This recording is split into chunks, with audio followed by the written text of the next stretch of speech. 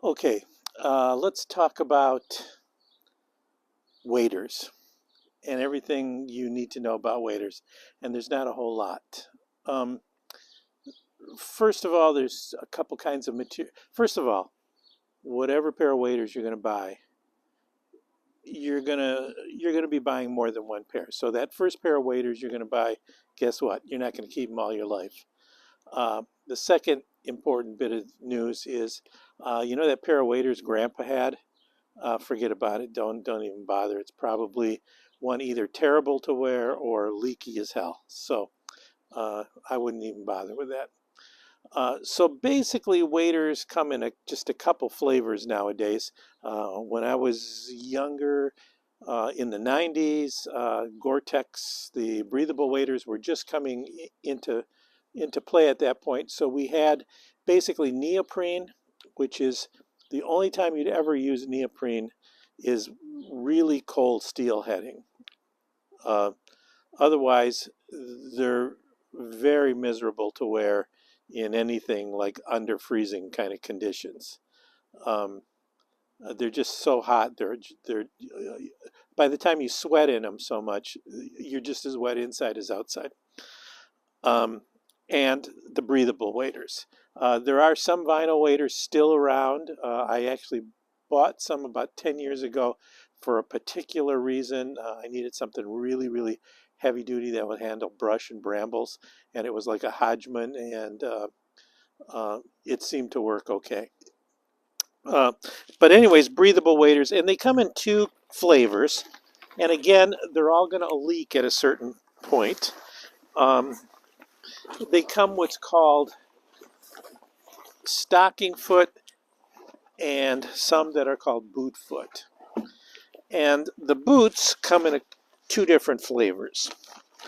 Uh, there's what's called felt soles and rubber soles. Okay, felt soles got out of fashion for a little while because they believed that they transmitted lots of invasives and stuff, which they do, but as they're not any worse than most anything else. Uh, Felt bottom boots are great because let's just talk about bottoms first. So felt bottoms versus lug sole bottoms. Felt bottoms are great in that you feel like you could just walk up a wall. They're great on, excuse me, rocks and logs and all kinds of stuff like that. They're just really sturdy feeling on the bottom of a stream, unless the stream is sandy. And if it's a real sandy kind of bottom, the lug soles are much better. Also, if you have to hike a lot to the spot you're going, and particularly if it's snowy outside, these things will collect big chunks of snow on the bottom of them. The felt ones, whereas the boot foot ones will act just like snow boots, and you can climb around on them. So there's pluses and minuses to both types of soles, depending upon where you fish. And as you can see, I have multiple kinds here. Um, the next thing you want to decide is whether you want stocking foots where you can have different boots or boot foot ones. Now, I have a pair of these boot foot ones, and they're breathable. And I fish really a couple different, just two really different places. I fish a lot in the Huron River, which is right near my house, and I fish a lot up on the Asable, which is near my cabin. Two very different kinds of streams. The one here, the Huron River, uh, I fish typically many times a week for very short periods of time. I'll like pop out for an hour, fish like right before sunset or really during the day. So I want to drive there. It takes me literally 5 minutes to drive there. Excuse me. And I just want to hop in and get out. The boot foot waders, or these, I mean, the stocking foot waders, the kind with the boots, take a little time to put on, and then you got to put the boots on and lace them up and all that. This is, I almost feel like a fireman. I just have these in the back of my car. I just throw them on, boom, I'm out in the river real quick.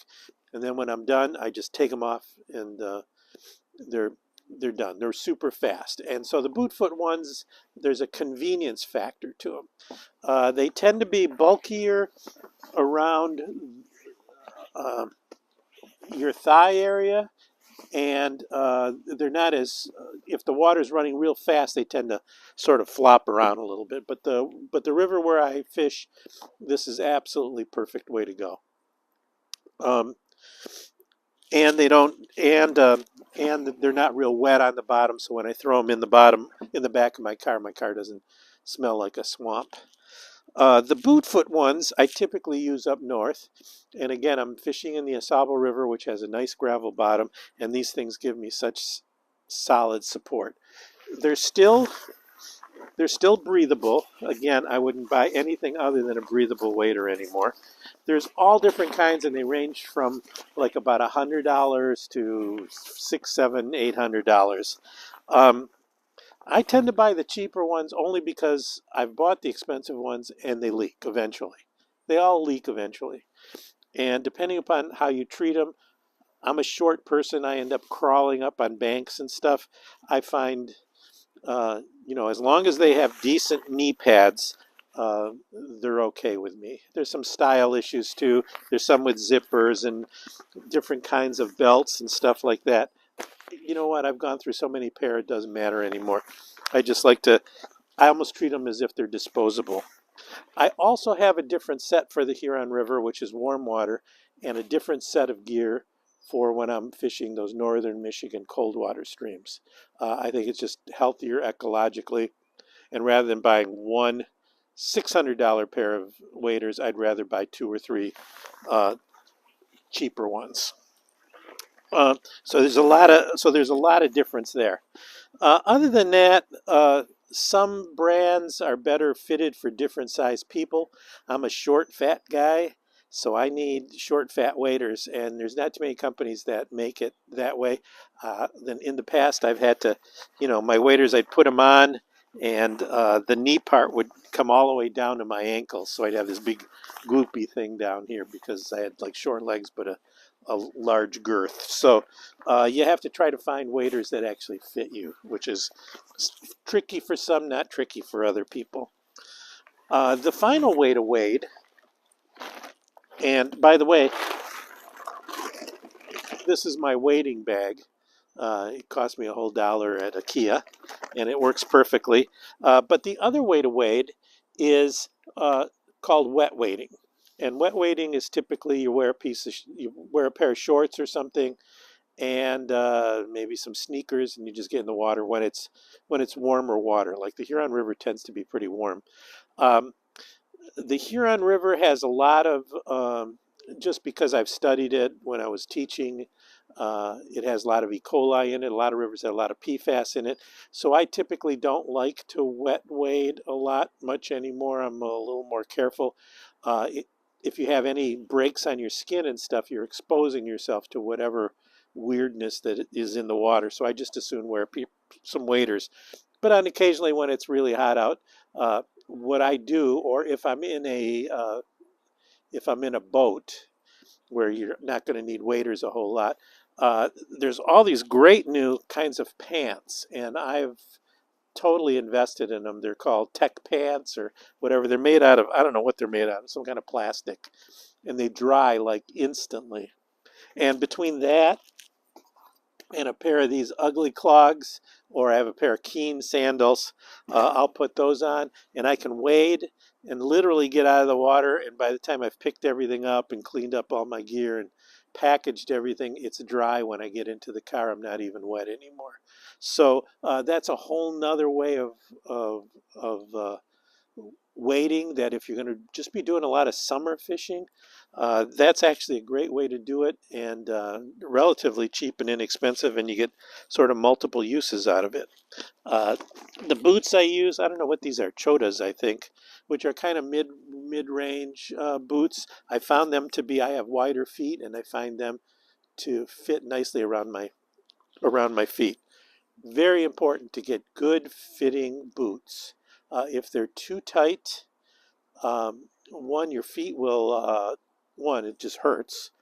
And two, if the water's really cold, if the boots are tight, your feet will get cold also. So it's good to get nice fitting boots that give you plenty of space inside of them. As far as the bottoms, I have studded ones. I have Sims boots that are studded that are, for like steelheading on hard rock kind of bottoms and stuff. Um, they're okay. You never want to get in somebody's boat with one of those. Um, so there's all kinds of choices, but the main thing is that don't get too what do I want to say? Don't get too hung up on your waders as far as this is the brand. It's going to last me 20 years or something like that. Especially if you fish a lot, they're going to get holes in them.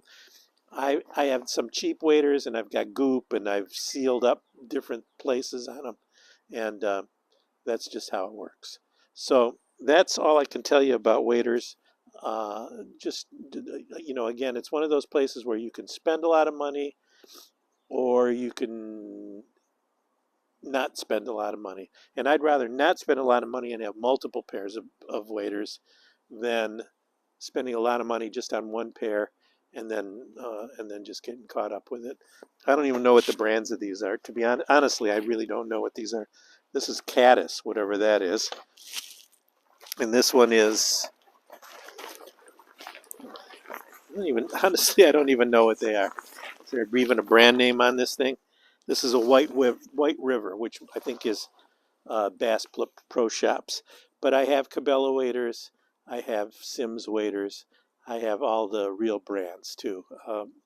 Uh, but you just go through them. I go through one every, I have to change out every few years, at least one of my waders. But I have basically 4 sets of waders that I use, um, which seems kind of ridiculous, but over time it actually works out. Instead of beating one pair of waders to death, I beat them out. So I keep them for a fairly long period of time, but they do all get holes in them. All right, that's my tip for today. And let's see if I can turn off the camera.